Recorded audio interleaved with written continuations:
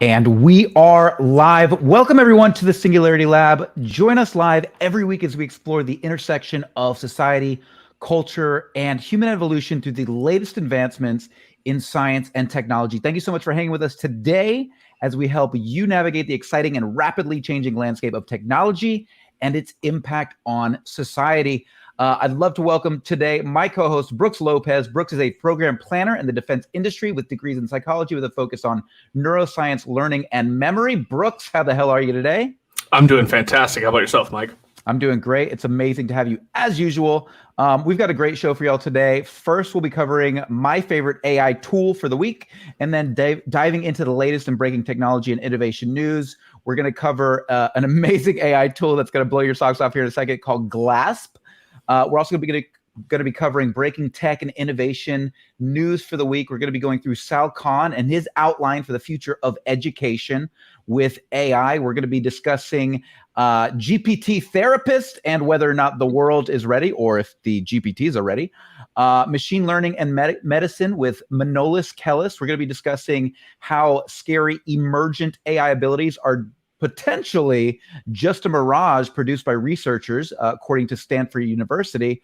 We're also going to be discussing the Hollywood writers' strike and whether or not GPTs will be replacing writers in Hollywood. And we're going to discuss the Whitehouse calls for AI risk management meetings, which actually happened last, I believe, Friday, May the 4th. So much to cover here today, Brooks. Absolutely. And just as every week, it just continues to accelerate. That's insane. Yeah. I want to welcome everybody who's joining us live. Mind Forked, great to have you. Greg, amazing to see you. Jay Allen Hynek, awesome. If you're just listening to us on audio podcast, make sure you come check us out. We're here live Mondays at 7 p.m. Eastern Standard Time. So much to cover today, but I want to dive in, Brooks. I want to share something that is pretty darn cool. So I'm going to go ahead and I haven't seen this yet, so I'm excited to take a look. Ooh, you haven't seen this yet either. I have not. Okay, awesome. All right, so I'm gonna hop over here to my docs. Can you guys see my screen here? It's jumping in between different things. Do you see that, Brooks? Looks good, yeah. All right.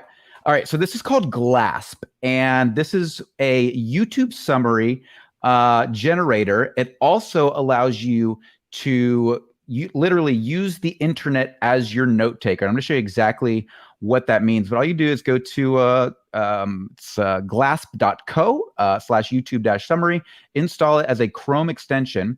And I'm going to show you a quick example of this. So I'm going to pop over here to a YouTube video. You guys see this YouTube video. And at the top right of the screen, you're going to see a little Chrome extension. It says transcript and summary. I'm going to go ahead and click on that. And you see the drop down there. It's going to transcribe the entire YouTube video. Now, you might be like, well, that makes no sense. Why wouldn't I just watch the YouTube video? It's much better. And I would say, and I would absolutely agree with you. But what you might not realize is this little button here at the top says View AI Summary. So if I click this, it pops open ChatGPT, drops the entire article in there and automatically says, summarize the following in 5 bullet points. Oh, of course, we're getting an error message. Let's try it one more time. Let's see if it works. It worked fine today, so we'll give it one more shot. There you go. Yep, and there we go. And so in just a few seconds, you're going to see 5 bullet. Here it goes. It's popping up now, and it's going to give you the entire this is summary. Wild. This is wild. Isn't this crazy? And I'll tell you. So I may come from this current generation, but I like to read rather than listen to or watch a video. I honestly do. So this can take all these stupid YouTube videos I have to watch. And I'm sure they're not stupid. I'm sure they're fantastic and well curated and everything else. But at the end of the day, I'd rather just read something. You would like this and watch it. And this is going to get leveraged by me. I mean, I'm going to download the extension as soon as we're off. Isn't this crazy? That's awesome. It's called Glasp. So make sure you guys go check that out. Glasp YouTube summary. Here's the other cool thing. If let's say, let me go. Okay, so this is just an article online, and if you could, I'm gonna actually increase the screen size here. And at the bottom right, you're gonna see a little button here. This is also Glasp, and whatever page I'm on, whatever article I'm on, all I have to do is click this little button. Takes me directly into GPT, drops in the article, says summarize the following in 5 bullet points, And now I'm going to have a 5 bullet point summary of that article. So if you're in a hurry, if you've got things going on, if you don't have time to read the entire article, boom, boom, boom, you've got a summary of the article in with one click from the article page. And so, okay, in my mind, right, there's so many things, especially like bloggers who are trying to elongate their word count or whatever it may be, where I really just wanted like the important part of the article. Yeah. And I had to read like 10 pages about like their grandmother came up with a recipe during the Prohibition because she couldn't get gin or whatever it might have been. And all I really wanted was the takeaways. This is awesome. Yeah, it's pretty wild. And here's another cool thing that it allows you to do. So I'm going to open up at the top right of my screen. It's right. Where is this guy? I believe it's this one. Oh no, that's Copilot. That's a different one. I'll show you guys that one another time. But here, check this out. So let's say I'm on an article page and I'm like, oh, that's really interesting there. I want to be able to come back to this later and remember this spot. Now I can just click this little button and it's going to show me all my highlights and notes of this article on this web page. And if I refresh the screen, anytime I come back to this page, as long as I don't clear my cookies, I've got all of my notes that I had on that screen. That's from Glasp as well? Yes, all three of every single thing I showed you just now is all from Glasp. It's just one plugin. That's a game changer for sure. The other cool thing is if you're going through and you're like, man, I have no idea what that word means, or I have no idea what this is talking about. You can go to where, let's see, hold on one second. Let's open this up. Go to, I can also tweet this. I can pull out whatever I want, grab this. I don't know if you're going to be able to see my tweet actually, but it's going to pull it up. Pull up in a different screen. Yeah, it'll pull up on a different screen. I'll show you guys that later. But yeah, it's just absolutely wild. You can also pull this up and I can ask it to use Chat GPT, and I can then go down here and I can ask it to summarize it. I can ask it to explain it to me, to paraphrase it. I mean, just That's wild. It's That's absolutely limitless what you can use. And so for the video transcription, is that solely focused on YouTube or? Yes, it's only for YouTube. Okay. It's only for YouTube. But yeah, it's pretty wild. I'll be really interested to see like when someone takes like a 60-minute porn video and transcribes it down to the 5 most important exclamations. Yeah, that's what I want to see. That's the use case I need to see. That's the use case that'll bring all this mainstream, right? I think so. I mean, as we all know, internet transactions for monetary value did not exist prior to the porn industry. So, as always, the adult industry will lead the way on technology. Yeah, I was talking to Ryan Tanaka last week about Neuralink, and one of his points was that there are 3 things that really drive any sort of emerging technology online. And one is adult entertainment. One is military. Oh, shit, I forgot the other one. I forgot number 3. Oh, well, we'll come back to it. Probably a hybrid of adult entertainment and military. It certainly must be that, I would imagine. I mean, just a guess. No doubt about it. All right, so let's dig into our breaking technology for the week. We're going to be discussing Sal Khan. And for maybe actually, Brooks, could you give us like a 2-minute on Sal Khan and kind of your experience with him, and where you had mentioned prior to the show that you actually had some experience as well. So maybe you could break that down for everybody while I pull up this article. Yeah, I would love to. So Sal Khan created a beautiful little tool called Khan Academy, and I think it debuted circa 2008, 2009, maybe a little bit earlier. I could be a touch off on that, but about 2009, I graduated college. And I couldn't find a job. I mean, I had a pretty good degree from a decent institution, and it was just unfortunate due to the recession. That was tough. So I thought, you know what I could do? I could start teaching standardized tests. It's something I'm good at, something I know how to communicate. And then I would run into students who were like, "I'm really sorry, but I never learned Algebra 2." And I was like, man, how do I use the internet resources that exist and help them to understand some of these basic fundamental concepts? And about that time, I discovered Sal Khan and Khan Academy. And Sal Khan has been producing ultra high quality educational videos for, I guess, the last 13 years. Yeah. including everything from mathematics, science. I mean, and I think now it's even like you probably can figure out how to go on a first date on Khan Academy these days. It's absolutely incredible. So obviously, with the advent of GPT technology and artificial intelligence, Sal was one of the first to jump on this from the education sphere. So I'm gonna play. I've got two clips here, quick clips, like a minute and 2 minute each. And I just wanted to kind of walk through. I just real quick wanted to shout out Don Mingo for the third item on our the things that bring technology forward. Weird shit to do when you're high. That's probably it. That's got to be it. Okay, ready? Here we go. No audio, Mike.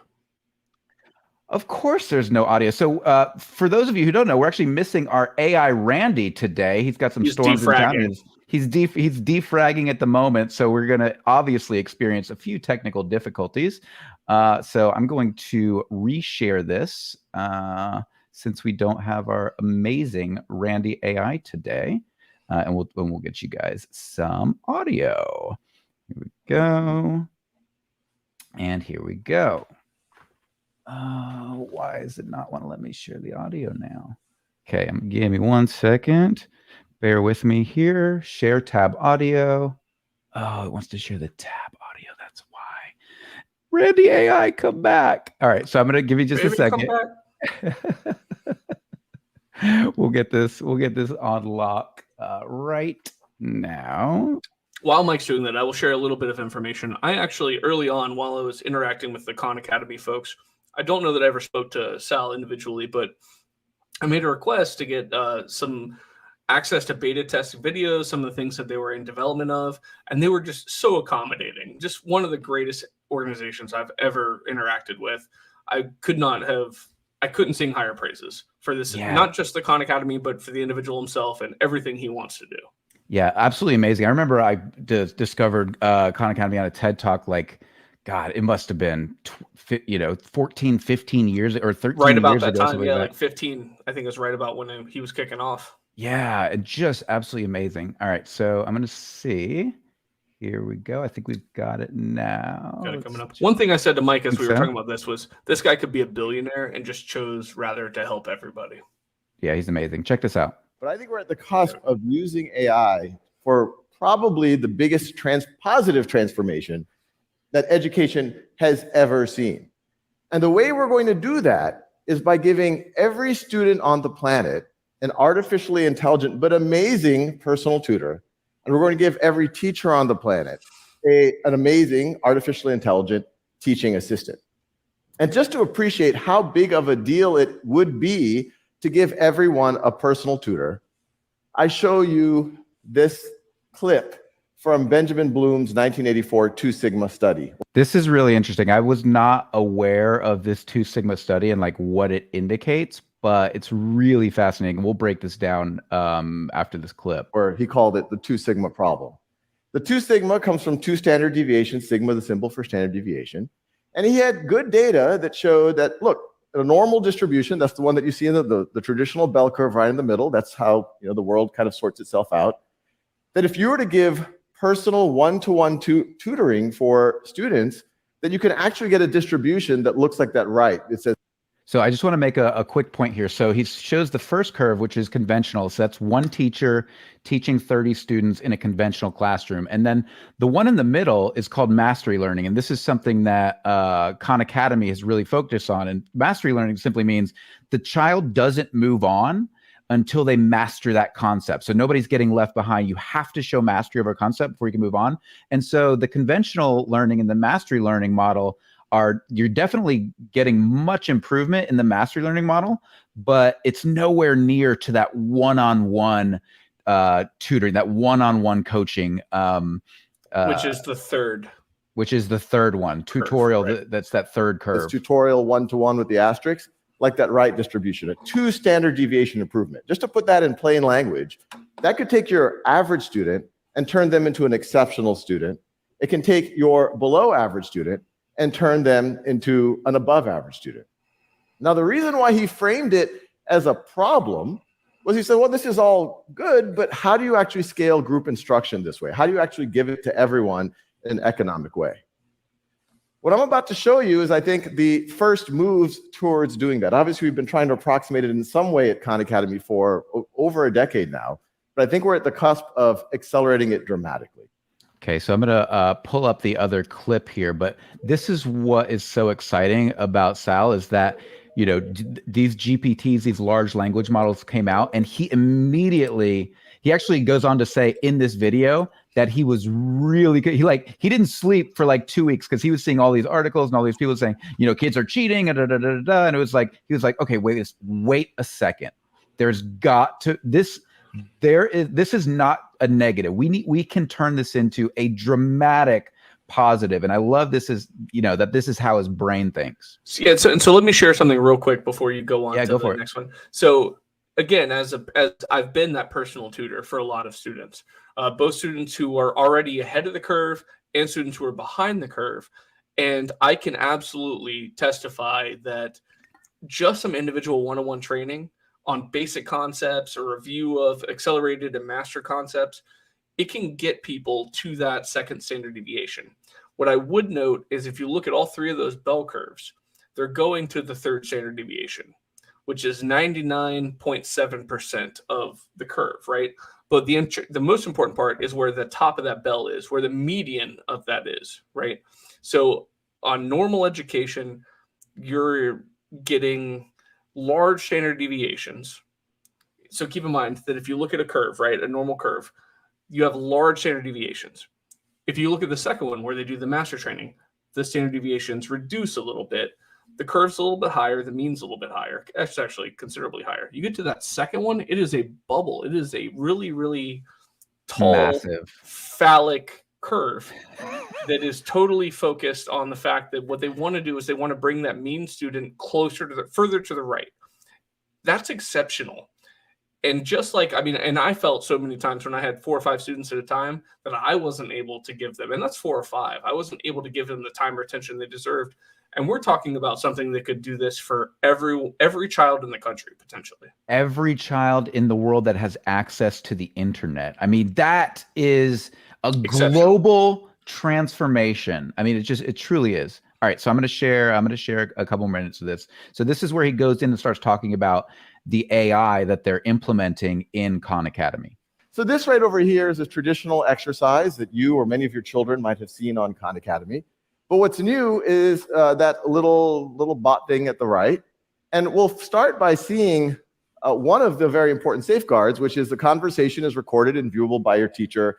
It's moderated actually by a second AI.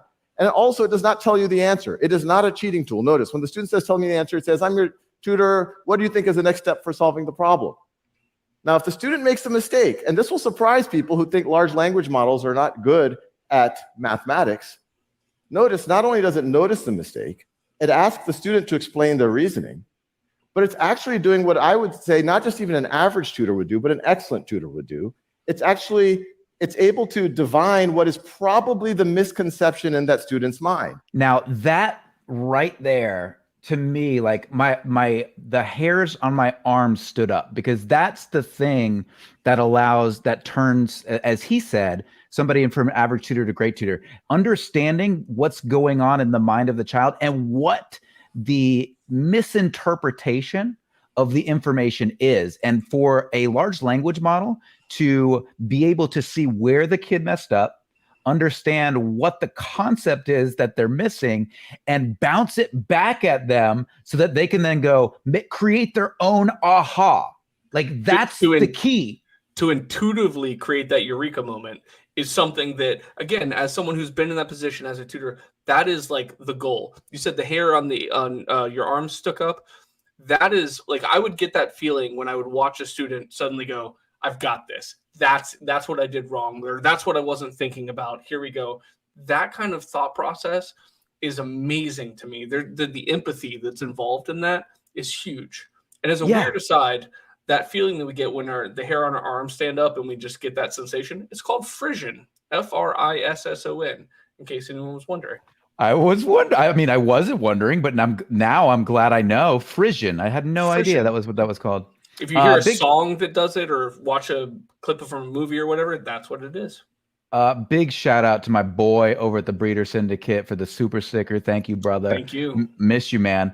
All right. So yeah, wild stuff. And one of the cool things about Khan Academy, which is what we started talking about, was this sort of mastery learning, right? It was all about the student does not advance unless they understand the concept, and the ability to help a child understand a concept, to a level of mastery, and then be able to move on, means those children do not get left behind. And what was missing from that in Khan Academy, which is now in development and being rolled out, is this ability to have the one-on-one tutor that can help the kid. I mean, I say kid, but I'm going to go check. Like, I'm going to be on this thing.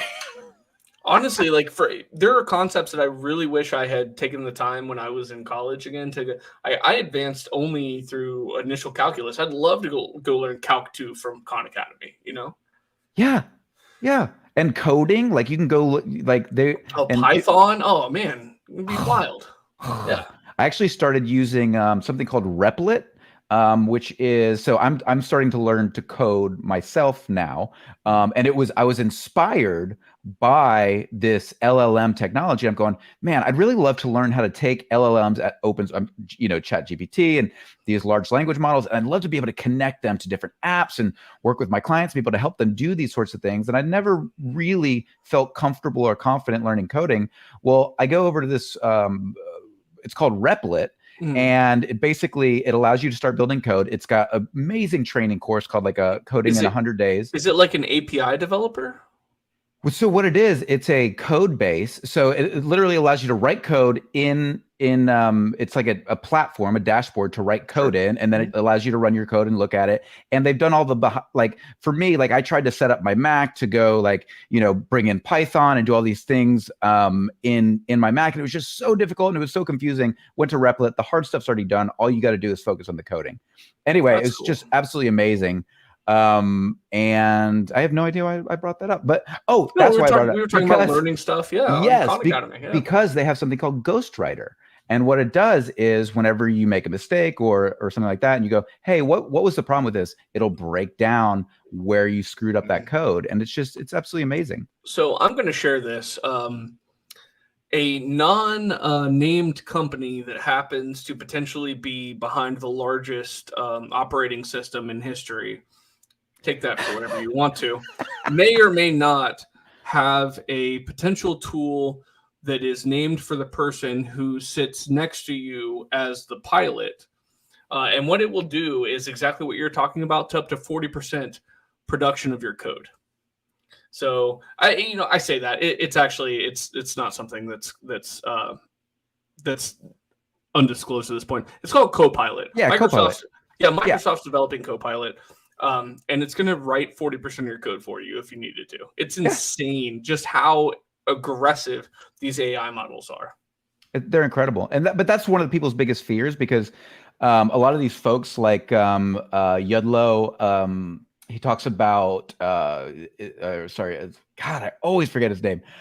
He talks about this fear that there's two things you should never do when developing AI that could potentially be general intelligence. One, teach it to code. And two, connect it to the internet, and we're doing both. So there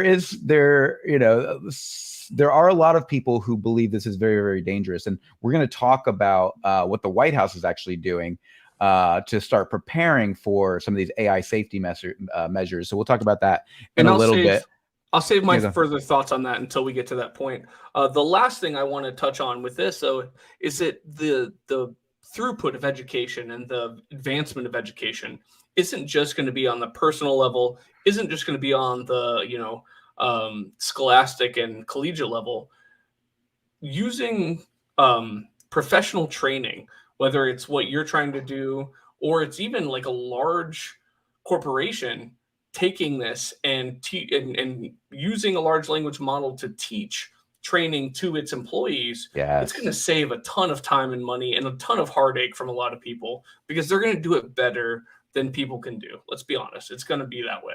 Well, I think this is the value of AI, and people are, very afraid, rightly, that they're going to be losing jobs and things like this. But I actually think that, I'd much rather have like, and I listened to a professor who we're going to be sharing a little later in this particular show. We're gonna talk a little bit about this gentleman. His name is Manolis Kellis, and he is a computational biologist at MIT, studying genomics, epigenetics, comparative genomics to decode human disease and evolution. One of the things that he was talking about in a Lex Fridman episode that I listened to the other day was, he's like, bring it on. He's like, I've been recording all of my Zoom conversations for the last 10 years because I want to load that sucker up into a GPT and be able to duplicate myself and be able to, train more people. He's like, right now I can only train, like 5 mentors a year. I want to be able to train hundreds. He's like, bring it on. And so, there's a lot to think about when it comes to this. And again, the biggest fears throughout history have always been technology is going to take my job, right?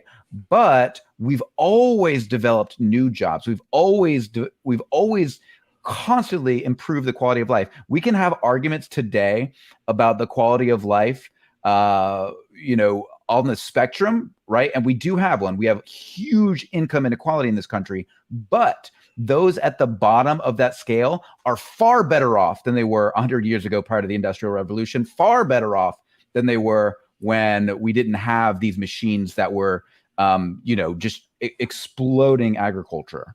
Well, absolutely. But not only that, we don't even have debtors' prisons anymore. So, I mean, Oscar Wilde would still be, I won't say still be alive, but would have lasted a little bit longer. But you make an excellent point. And on top of that, what I would say is that while those new jobs are right on the verge of being created, I don't foresee a huge transition in the number of jobs. It's just going to be guidance for these artificial intelligence centers. Every Fortune 100 or 500 company is going to have an AI center that individuals provide their input to. And what we're really going to see is a transition more towards those who have the ability to be creative, the ability to rationalize unique situations and get the output that they desire from the AI, rather than just it's a sad world where you have to look at a spreadsheet for 40 hours a week, I think. Mm-hmm. I agree. I could be wrong, but for me, absolutely. I just wanted to call out Matthew Wright over at Breeder Syndicate. He says he's going to send us a little dab so we can ponder AI under the influence. So yeah, send it this way. All right, so let's kick off to our next piece here. I'm going to share the screen. And this next article that we're going to be taking a look at is whether or not the world is ready for Chat GPT style therapists. You can actually see I was making notes over here using that. But this is really fascinating because we've got, I wanted to find the estimates here. I'm actually going to pop back over to my notes. So Coco, they talk about one of the first apps called Coco.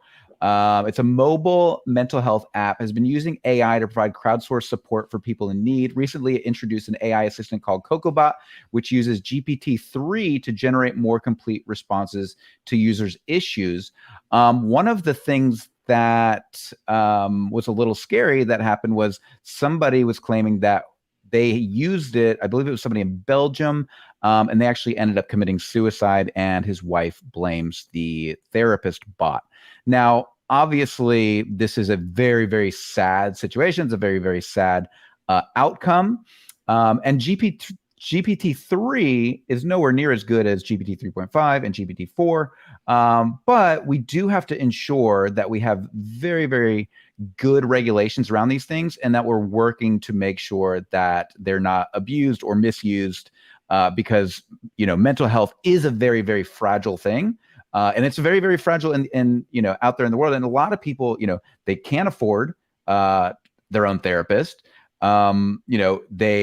if they can't afford their own therapist, a lot of people have a real hard time finding the right one for them. So this idea of potentially using these chatbots, I think, is a really good one. But there is there's a lot that needs to be gone into, because we can't just outsource this without really digging into and studying what are the best practices to make sure this thing doesn't go off the guardrails. And I mean, honestly, Mike, I could spend an hour just talking about this. I think it's something obviously I'm very passionate about. Came from a psychology background with the anticipation of one day potentially being a therapist. Share with you guys, I grew up with a mother who had very severe bipolar disorder, and watched her go from therapist to therapist, medicating psychiatrist to medicating psychiatrist, just trying to find a way to make her feel functional. And it was not always easy. And so it was really something that I cared a lot about going into college. Went through the psychology program, had an opportunity to go get my PhD in psychology, and just said, honestly, this is a broken system, and I'm not going to benefit anybody by going through it.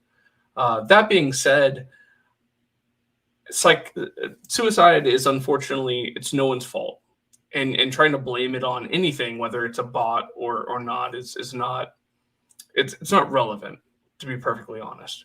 Someone made a profound decision that unfortunately affected a lot of individuals, but that's what it is at its clearest. Yeah, it's just sad, and a lot of people have a lot of opinions about suicide, and I think that for people going through it and experiencing it, like, they're allowed to have whatever feelings they have. Absolutely, absolutely. But as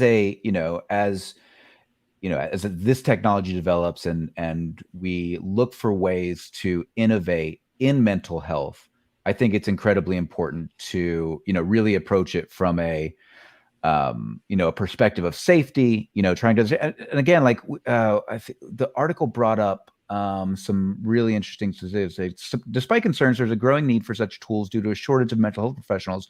There are an estimated 10,000 to 20,000 mobile health apps available in 2021, but evidence supporting for their use is thin. I thought that was going to be the stat. There was another stat in here about how many mental health professionals there are per person on the planet, and it's terrible. There's more attorneys on the planet per person than there are mental health counselors, and that's a huge issue. Yeah. I really like the comment that I'm going to pronounce it, Pachika put this in one here. Yeah. So I happen to be of that nature. I agree. Like, I would rather speak to a person, even if it's over like a Zoom call or whatever it may be. There's just something naturally empathetic about talking to a person, unburdening your soul to a human being. And I'm not Catholic, but I would imagine that going to confession is similar to that in its own way.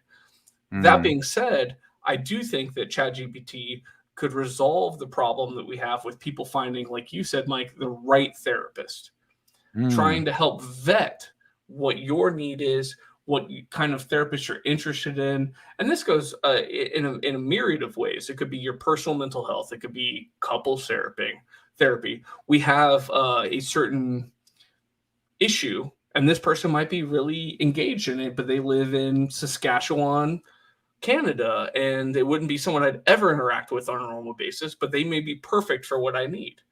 Right. That, I think, is really the crux that we will find from AI and getting involved in human therapy. And then there might be people who just need to talk to something or someone, right? Right. And there it might have a smaller, people who don't have a very large mental concern. And I don't want to ever downplay anyone's, but it might be something as simple as I just need someone to respond to me.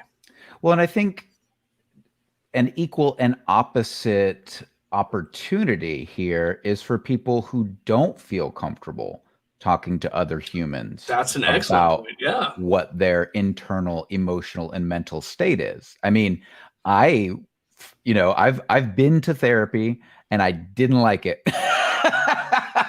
I feel like I would do better with a bot personally, but you make an interesting point about this. And one of those interesting points is that perhaps the bot is a first step in finding that right therapist, because by feeding it data and seeing what are the positive effects that you're getting and being able to rate those effects, positive or negative, that data can then be used to analyze other therapists who have specialties who can then direct you to a human, which I think might be very interesting as well. One of the things that's very intrinsic to the AI machine learning model is what's called a decision tree. And you or I could write down the decision tree and have, 2 or 3 steps, like if yes, go down, whatever. But what we can't do is unilaterally determine that decision tree when there's 100,000 steps to it. But a large language model could potentially do that. And it could go back and forth across what may be seemingly paradoxical choices. And that's something that we as humans, we're not very good at because we have a deep internal bias. And that's not a bad thing. And also limited processing power. Very much so, yeah. Oh, well, yeah. Limited in our ability to functionalize it. I still think that our processing power is incredible. But you're right. I mean, well, I know what you mean, but like we use our processing power differently than a large language model, absolutely, right? Like my processing power, I can't jump ahead 85 steps in chess and understand the decision trees of each potential move and the potential move of my opponent, where an AI can. And that's a perfect example of a decision tree. So yes, you're absolutely right there. Right. Thanks, man. Appreciate that. I'll tell my therapist that I got some positive feedback from you today. I think I only give you positive feedback. That's true. I appreciate you, Brooks. All right. So I've got another really interesting little soundbite here for you. I listened to this gentleman, as I mentioned earlier, on Lex Fridman this week. His name is Manolis Kellis. He is a distinguished computational biologist and MIT professor specializing in genomics, epigenomics, and comparative genomics to decode human disease and evolution. And this dude is really excited about the potential to use large language models and AI in decoding not only the human genome, but understanding disease pathways, and what we can do to begin to radically eliminate disease over the next several years. So I'm going to share this. If you want to speak on that just for a second while I pull this up, Brooks. Absolutely. So we talked. No, sorry, you caught me off guard a little bit. We talked a little bit last week about how important like mRNA therapy is going to be, identifying not just the DNA of the patient, but the DNA, the RNA, and all of the genomic conceptions of the disease itself is going to be foundational for all medicine moving forward. Yes, absolutely. So I'm gonna let me make sure I've got the right spot here. 21658. All right, so I'm gonna go ahead and play this, but I would highly recommend y'all go back and listen to this. It's an amazing interview. It's on Lex Fridman, Manolis Kellis. Highly recommend you check this guy out. In Alzheimer's, just a few weeks ago, we had a paper in Nature in collaboration with Li Huitai looking at ApoE4, the strongest genetic association with Alzheimer's. And we showed that it actually leads to a loss of being able to transport cholesterol in myelinating cells known as oligodendrocytes that basically protect the neurons. And when the cholesterol gets stuck inside the oligodendrocytes, it doesn't form myelin, the neurons are not protected, and it causes damage inside the oligodendrocytes. If you just restore transport, you basically are able to restore myelination in human cells and in mice, and to restore cognition in mice. So all of these circuits are basically now giving us handles to truly transform the human condition.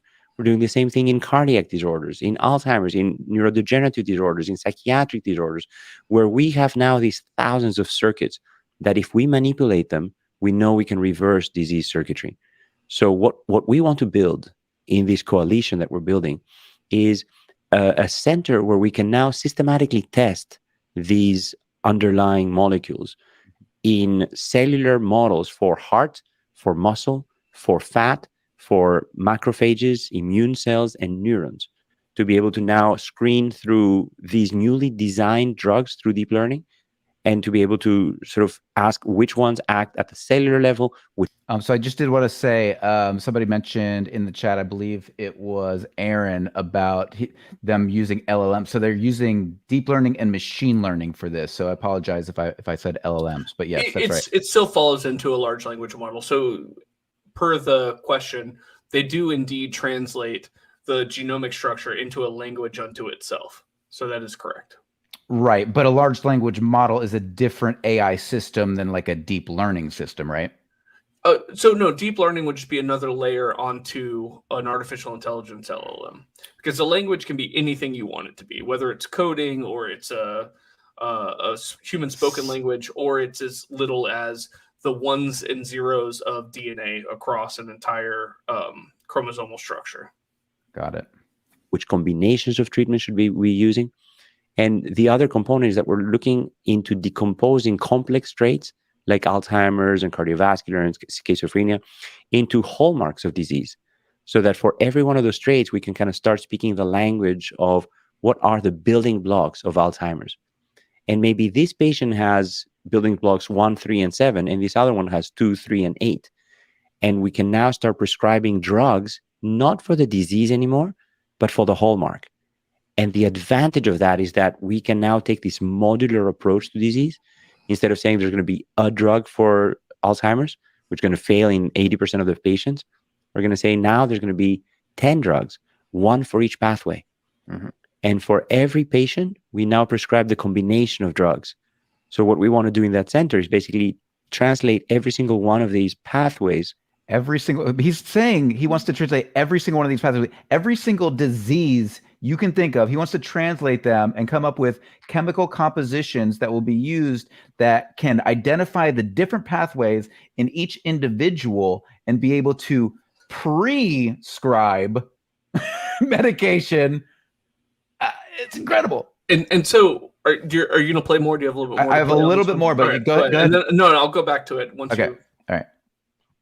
Into a set of therapeutics, a set of drugs that are projecting the same embedding subspace as the biological pathways that they alter, so that we can have this translation between the dysregulations that are happening at the genetic level, at the transcription level, at the drug level, at the protein structure level, and effectively take this modular approach to personalized medicine, where saying I'm going to build a drug for Lex Friedman is not going to be sustainable.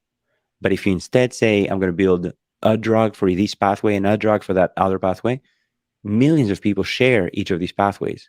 So that's the vision for how all of these AI and deep learning and embeddings can truly transform biology and medicine. So this is fantastic. And one of the things that he goes back to initially was discussing Alzheimer's disease, and how the biggest issue with Alzheimer's is that the myelin sheathing on your neural connectivity, and particularly at the dendrite level, gets it becomes discorporeal. It starts to fall apart, and then on top of that, your personal DNA is no longer producing additional myelin sheathing. If you're not familiar with what that is, myelin sheathing is essentially kind of a fatty insulation on the outside of your brain nerves, and it does two things. One, it ensures that the electrical impulses that are going from one nerve to another aren't getting lost. So it's maintaining the amperage between nerves. The other thing it does is it actually expedites, it speeds up the messaging between nerves in your brain. Think of it like if you have speaker wire that's just, copper wire going between two different speakers. If you didn't have the rubber coating on the outside of it, it probably wouldn't work very well. So myelin sheathing in the brain is very similar to the rubber coating that you see on almost all normal electrical wire. That's all it essentially is. But at the cerebral level, it's very important. And again, one of the things that he says is it's not just going to be the myelin sheathing at the neuronal level. It's going to be the same kind of protection for your heart, for all of your aortas, for all of your arteries, for all of your vessels, veins, everything else. Potentially the same at the pulmonary level for everything from the actual, pathways that go up to the trachea, as well as all of the little tiny alveoli that pick up oxygen. This is going to be something that could clean out every little bit of you. It's wild. It's amazing. It's amazing. And we're on the cusp of this. And I think that's what has been so shocking about the speed at which people are now thinking about these deep learning models and what's possible. And they have been for a little while, but it was very difficult to put your finger on before something like Chat GPT was released to the public, because we heard about AI and we sort of understood what AI was behind the curtain. We know that there's these algorithms and they make decisions and but we didn't, it's very difficult to put your finger on it until Chat GPT. And now I feel like the rest of society is starting to catch up and be able to understand the big picture of these things and the speed at which they're now being developed and the seriousness with which these university professors and people who are trying to break down disease pathways are looking at this and potentially bringing medical miracles that we've only dreamed of. And we're talking the next 5, 10, 15, 20 years. And it's just going to continue to accelerate. Every one of our duration targets is going to shrink as we continue this. One of the things that we talked about last week was just basically what it would look like for cancer treatment. But we're not just talking about that. We're talking about every single neurological disorder, from multiple sclerosis all the way through Alzheimer's, Parkinson's disease. I mean, these things are going to be things of the past. That's amazing. Yeah. And, and you see, I've had family members with Alzheimer's. It is one of the most horrible diseases. To see somebody lose their ability to connect with loved ones, I think is that's the deepest darkness of this sort of thing, and Parkinson's disease, and to know that we are going to be able to solve these challenges in our lifetimes is something it's miraculous. It's absolutely incredible. And again, what was it called again when the hairs on your arm stand up? Frisson. Frisson. So Frisson. Frisson. It gets me too, man. It gets me too. And what's interesting, and this is, we've talked about this, I've mentioned on the podcast before.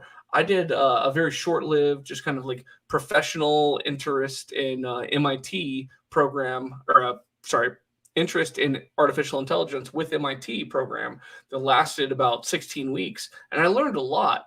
But the difference between doing that the end of last year and now, like I won't say I want my money back, but I definitely want an opportunity to revisit it because things have changed. I mean, they've orders of magnitude have grown.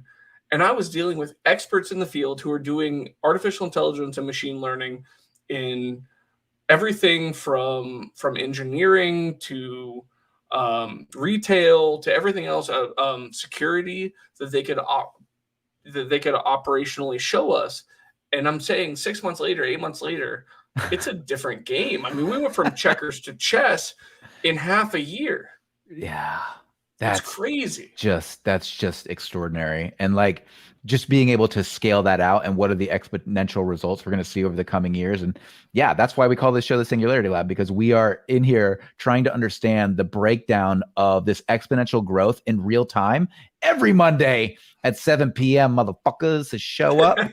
I'm going to share this real quick. This is interesting. We talked about this recently, this idea of emergent AI abilities, and something that was written recently. This was a Vice article, and the headline is "Scary Emergent AI Abilities Are Just a Mirage Produced by Researchers," Stanford University said. So basically the idea is that, the idea was that the more information you give to these large language models, the weirder emergent capabilities they would have, right? So they would begin to let me see if I can pull this up real quick. I'm just trying to, we don't have our Randy AI today, so I'm just trying to navigate all of the open windows that I have as I'm sharing my screen with you guys. So while you're finding that, emergent behavior would be like, we gave AI options A, B, and C, and then they chose D. That's true emergent behavior. That would be true emergent behavior. What Stanford study says is that we're giving them A, B, and C, and they're coming up with like B plus. Right. So it goes on to say, so Stanford researchers have published a paper, blah, blah, blah, emergent abilities of AI. They were not explicitly programmed to have, are actually a mirage created by the researchers themselves. The researchers argue that these abilities only appear to emerge when specific metrics are being used to measure the task. They suggested the choice of a nonlinear or discontinuous measurement can result in what appear to be sudden and unpredictable changes, which are then falsely labeled as emergent abilities. To your point, Brooks, they're just a combination of the abilities that they were trained to do, not truly emergent in that it had an original thought. And this is something we had go back and listen to our conversation a few weeks ago. This is exactly what we were talking about, this idea of, can a large language model as we know it today have an original thought? And Stanford currently argues that the answer is no, and that the researchers who are telling you yes are profoundly mismeasuring the output of these large language models. Agreed. Yeah. So original thought, I think the best term to use is, do they create something novel? Have they produced something that they were not trained on? And the answer, and you make a good point, it could be an amalgamation, it could be a combination, it could be a permutation of whatever they were trained on, but the outcome is still derived from the trained data. This is not something that came out of left field. We didn't teach them 3 colors. If you teach them red, yellow, and blue, sure, they can come up with green, they come up with purple, but they're not going to invent a color humanity hasn't seen. Right.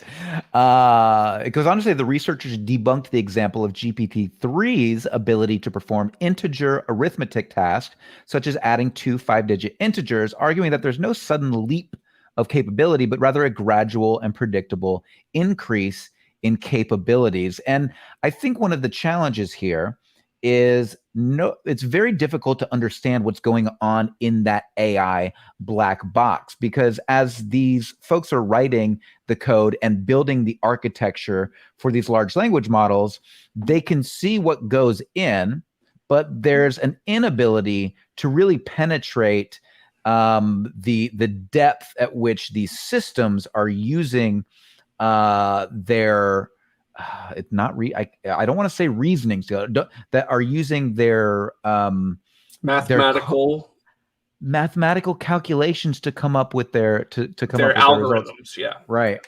And this is deeply complex. This was something that we went over and over again with these, and these are MIT professors. I would consider them amongst the best in the world.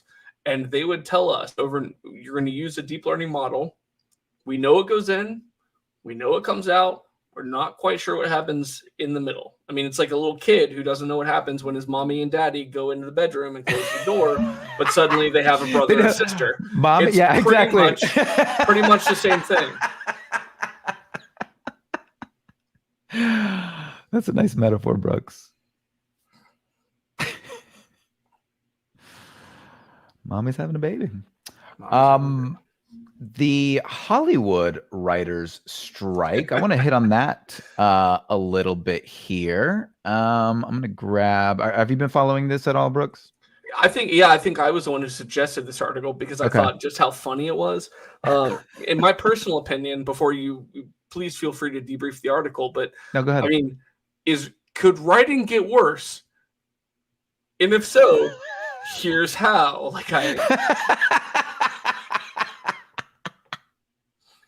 Are you saying you haven't seen anything original lately in at the movie theater?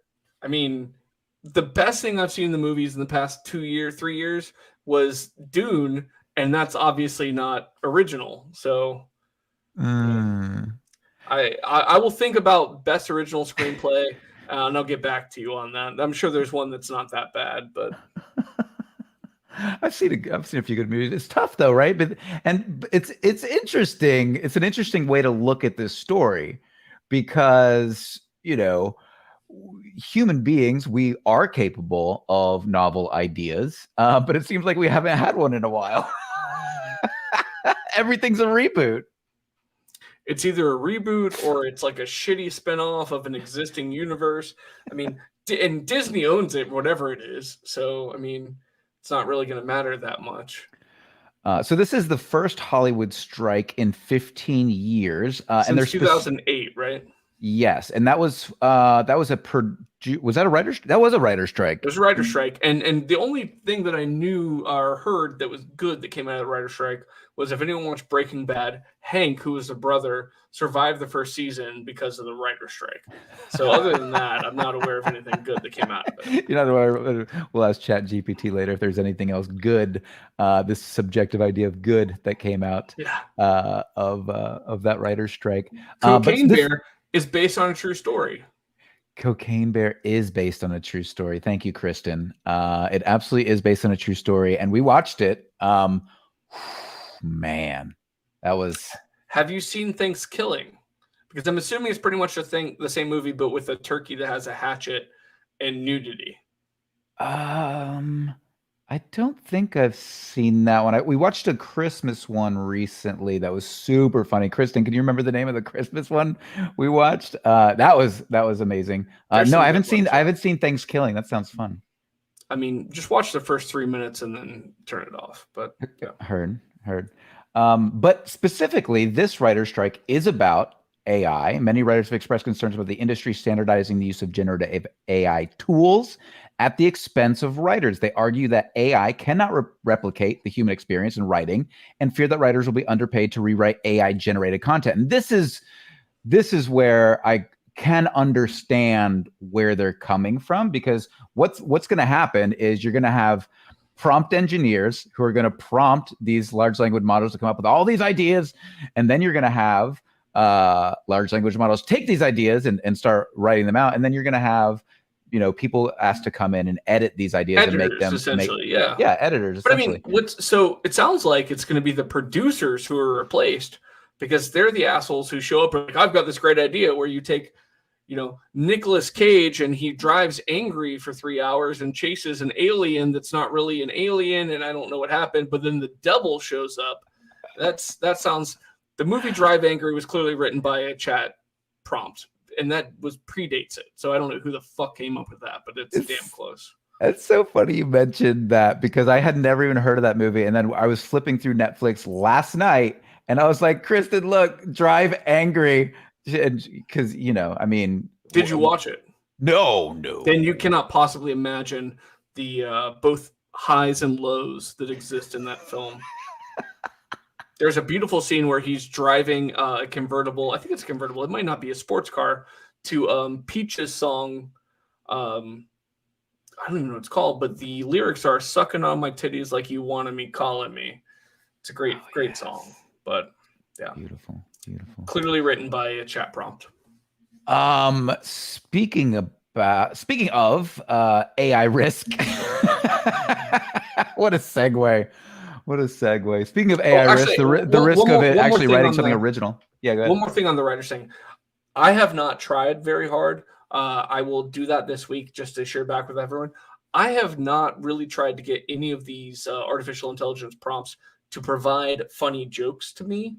If I can get them to learn humor, or not learn, obviously they've done their training, but to show that they understand humor, then yeah, the writers are SOL, because no one's written anything funny since, I don't know, the past several years at least. I have prompted ChatGPT with humor, but the problem is it's like it's like a 8th grader, it's like Elon Musk humor, it's just underdeveloped. I had 27 kids. Ha ha ha ha ha ha ha ha ha ha. I build big rockets. Ha ha ha ha ha ha. I'm assuming that's what Elon Musk humor is like. I'm not really sure, but yeah, I mean, if you've ever seen him, you don't spend much time on Twitter, but it's the humor of a 15-year-old. It's just not very developed. It's not a mature sense. Well, of humor. hold on. His running Twitter like he owns the sandbox in kindergarten is supposed to be humorous. he tries Okay. to make humorous.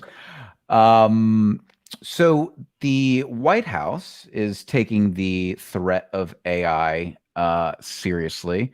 A lot of concern. Oh, Eliezer, I always forget his name. Eliezer Yudlow was the gentleman I was referencing earlier in the conversation. And his take is we're already dead. Like there's no model in his head that we actually come out of AI, a super intelligent AI unscathed. His idea, what he's saying basically is that once we develop a general intelligence, once it's as smart as once AI is as smart as a person, but has all the knowledge in the world, right? So when we talk about intelligence, human intelligence, it's very different than what we see in AI now because it's very narrow and it's very linear. Whereas humans have the ability to reflect and ponder Feel. and feel as well. Whereas these machines don't quite have that self-reflection component yet. They don't have this feedback loop going between their limbic system and their neocortex. Like they don't have these sorts of things yet. Now, please keep talking dirty to me. The argument is, and a lot of these folks will talk about this, is once you start layering on, like you could create like AI models that are like a limbic system, and then AI models that are like the neocortex, and you could start to layer on these things, and ultimately develop artificial general intelligence, then eventually artificial super intelligence. And the idea is that when something is smarter than you, it's very unlikely that you're going to be able to control it. And the fear here is that once we lose control of the AI, we move into this sort of dystopian hellscape. And I don't necessarily buy that argument, but I do believe we need to have AI risk assessment in place constantly. Every single, we need to be improving our AI alignment research, our AI review research. And so alignment is just making sure that the AI, the super AI, the God AI is aligned with human values. And then B, making sure that we're able to review it properly, meaning that we need to build this thing so they can't lie to us. Because if it's not aligned with humans and it can lie to us, we're in big trouble. And the weirdest thing about all of this is humans aren't even aligned on values. No, of course not. Like, and so this essentially what they want to do is create Asimov's laws of robotics 1 through 3, and make sure that they're instilled in any sort of AGI or ASI. That being the case, all I see here, and maybe they can talk to a chat GPT therapist, but is projecting.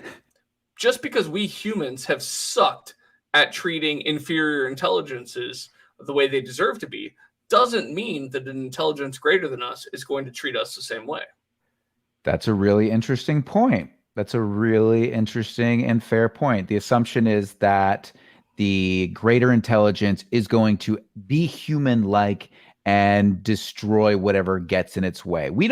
Human beings don't intentionally eradicate species, generally speaking. We do it on accident because we like, this piece of technology more than we give a shit about this species that has gone extinct. We right? want beef from everything, so we destroy a rainforest. The dodos tasted good and kept running towards us, so we ate them. Yeah, there's a lot of that over time. Right. So this came out directly out of the White House. This was a meeting that happened on May the 4th. Be with you. That was last Thursday. I wished my sister a May the 4th be with you. She said, no, I only celebrate Revenge of the Sith. That's Revenge of the 5th. Okay. The Revenge of the 5th. Correct. Yes. Yeah. Man. Which is when all of the Mexicans climbed the wall and they celebrate this thing called Cinco de Mayo. I really screwed up that joke. You were so damn close. I was so But damn close. it lets me tell a better joke, or not joke, but story. Cinco de Mayo is very largely not celebrated in Mexico. We celebrate here in the United States. Not sure why. It's actually a Mexican victory over France because at one point in time, France tried to occupy Mexico. And why do we? And so, why do we celebrate things? We just like to appropriate things, put on hats that are caricatures of Mexican culture or any culture, yes, and drink. I mean, I think we just like Pretty to much, drink. yeah. We just. I mean, the Irish don't celebrate St. Patty's Day. The Mexicans don't celebrate Cinco de Mayo. Besides that, we just have the Hallmark holidays. So Mother's Day, Father's Day, that sort of thing. Now we really need I would like one where I can wear a full Japanese samurai outfit for no reason. Or no, we'll leave it at that. Let's make that holiday happen. Yeah, let's do leave it at that.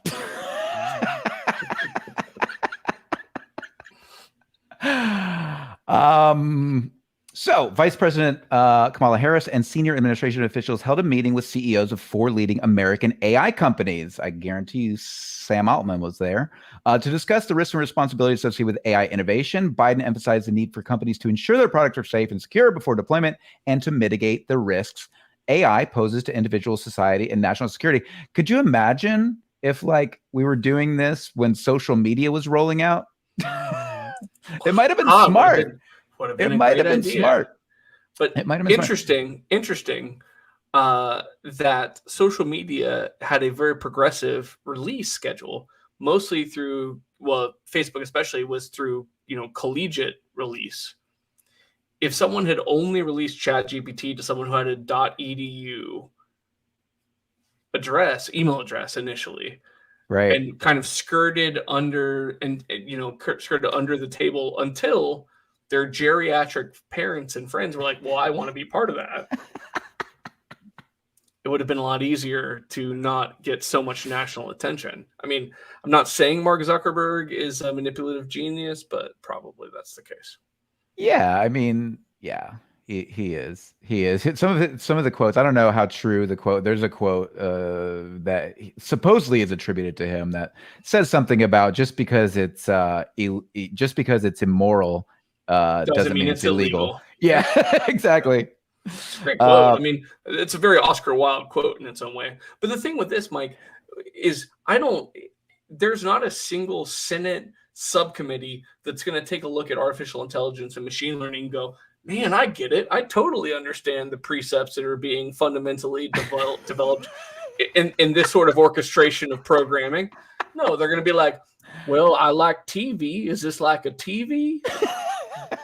It definitely reminds me of the time Mark Zuckerberg was on trial in front of the Senate, and one of the the business senators said to him, well, if it's free, how does it make money? And he's like, we sell ads, Senator. And it's just mind-boggling. Mom writes us a check. Yeah, it's not just mind-boggling, it's painful to watch. And this is one of the things. Go back to some of our old Cocktails and Calamity shows. We're at a point now where technology is going to develop far beyond what our legislators are able to understand. And they're out of their league. There's no way that we're going to have legislation put in place faster than technology can develop. Look at what we're talking about every week. You and I would consider reasonably intelligent human beings who don't have to deal with the bureaucracy of legislation, and I still can't keep up with it. Yeah, that's absolutely true. I think, though, there is something to be said, but I mean, at least they're inviting the leaders, the CEOs of these organizations to help inform, right? It's not like they're at least trying to get ahead of it. Will they? I don't know. But they're definitely trying to put legislation together. The administration urged the CEOs to take action in line with the Biden-Harris administration's blueprint for an AI Bill of Rights and the AI Risk Management Framework, emphasizing transparency, validation of AI systems, and protection against malicious attacks. Has this blueprint been publicized? It's not been released. I'm pretty sure the blueprint looks like just the letters AI and then like some blank lines down under. Oh, wait. No, there is. It's not. It doesn't look like a blueprint to me. It looks like a few paragraphs. But you can actually, if you go to, oh yeah, you see it there. Yeah. We're not going to read through this right now, but we'll dig into this and get back to you. Yeah, I'm interested. I'm very interested, and I know that I'm being very, cynical here. But I honestly don't believe that anyone in the leadership of any nation, not just the United States, but of any nation, has a good grasp of what AI and machine learning is not only delivering now, but will be delivering in the next 6 to 12 months. I think we're at a point where the Moore's Law is so far past the ability of anyone, even people who are professionals in their field, to identify what's going to be delivered. I do think that this is some fist pumping. I think this is a little bit of a circle jerk to try to get our other compatriots, the Chinese, the Russians, the Brazilians, South Africans, Saudi Arabians, to get, and obviously Western Europe, to get on board with some sort of a global AI directive. I think that's what the hope is. Yeah, I agree with you, and I support it. I think that the government should be working with these AI companies, because here's the thing: they're all driven by profits, right? We live in a capitalist society. Every one of these CEOs is driven by profits. They may feel like maybe we should have some regulation for all of us, but I'm not going to slow down unless that regulation is there for that company and that company and that company. So I like the idea of CEOs collaborating with the government to introduce policy and regulation that could potentially hold everybody to the same standard, so we don't have a runaway technology that we can't get a hold of. And I think that the other thing that's weird about, people are like, well, if we slow down our technology or worry too much about safety, then China's going to take off with AI technology. And I'm like, have you met China? China's not interested in losing control to an AI. I promise you that. They are very interested in being ahead in tech. But Brooks, China wants to have public control of their people, their bureaucracy, their society. They are not interested in a super intelligent AI taking over and pulling the power structure away from Xi Jinping. 100% correct there, but an AGI that is only trained on pro CCP data, that is only reinforced by agents of the state, that will develop something that is a full AGI, but is absolutely biased towards Chinese propaganda and Xi Jinping's agenda, is a possibility. Even if we as the United States and some of our other allied nations say we are going to take a step back and do our best not to develop an AGI at this point in time. That's really good point. I agree with you. Definitely not a super intelligence that's going to end up governing their nation, unless they find a way to take Winnie the Pooh himself and put him in, charge of that AGI or ASI. Winnie the Pooh himself. Mm-hmm. Ladies and gentlemen, make sure if you're here right now, just do me a quick favor and just click that like and subscribe button. Make sure you click the notify me button here on YouTube whenever we go live here Mondays at 7 p.m. Eastern Standard Time.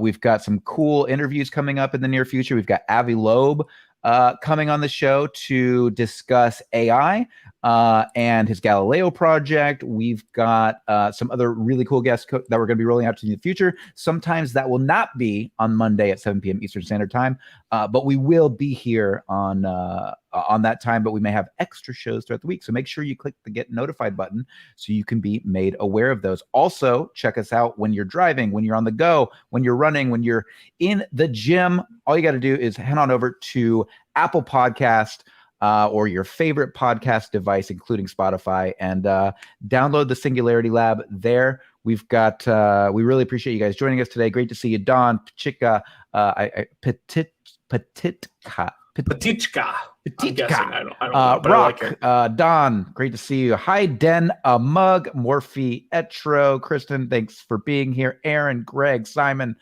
Matthew Riot, amazing to have you all. Thanks for joining us tonight. Swing over here on Mondays, and we'll see you guys next week. And I will say, so we've got Avi on 4 p.m. Eastern time, May 30th, right? May 30th. So May 30th, yes. Yeah, if you're not familiar, he is a Harvard astronomer. This guy is a mind that I can't even possibly begin to unravel. He's a genius in his own way. I think that's going to be an incredible interview. Really looking forward to that. Going to the costume conventions. I saw there were a couple of Halloween. I only wear dresses on those days. So it's very difficult to find authentic cultural dresses from other cultures in my size. I'll work on it, though. That being said, thank you all so much. Hope you guys have a wonderful night. And we'll see what happens next week. We might have a full AGI by then, and then I'll just replace myself. Thanks, Brooks.